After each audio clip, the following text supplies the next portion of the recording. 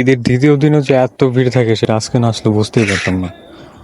এখানে মানুষ লিটারলি মারামারি করতেছে ট্রেন ওঠার জন্য। আমি ভাবতেছি যে আমি কেমনে উঠবো। আবার এদিকে বৃষ্টিও পড়তেছে, অনেকে ট্রেনের ছাদে আছে, বেশি পাকনামি করলে আর কি যা হয়।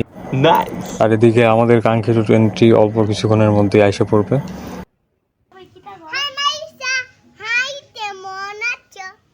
হাই, কেমন আছো?